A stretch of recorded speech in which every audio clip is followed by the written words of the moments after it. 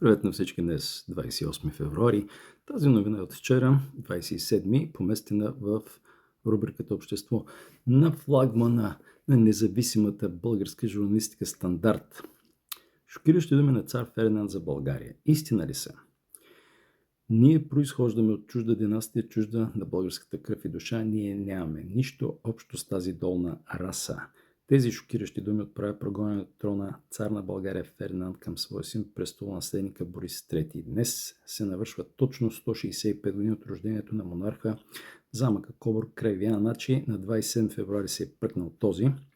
Чета по-надолу разсъжденията на Фердинанд Сакс-Кобург-Готски са част от съветите му към неговия първороден син и приемник на вечерята на Втората световна война около 1938 година.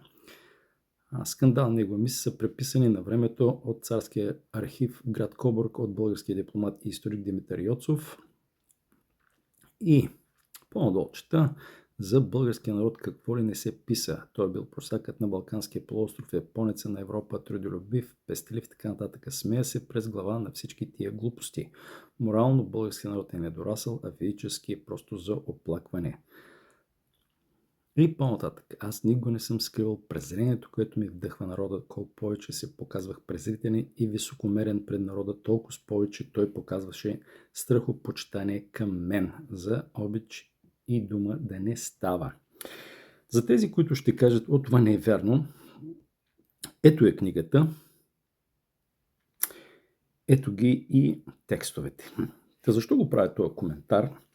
Просто да видят всички нея лакеи и допедавци какво мислят кобургите за нас. Това, между другото, е най-долната изпаднала аристократична фамилия в Европата. Като стана дума за Европа, това също си го мислят и всички европейци за нас. Но ние си го заслужаваме, защото сме едно долно племе. Ние сме продажници. Вместо си гледаме национални интереси да го защитаваме, ние го продаваме. Както е писал едно време Левски в тефтерчето си народе с 4 въпросителни. Аз бих сложил още 4.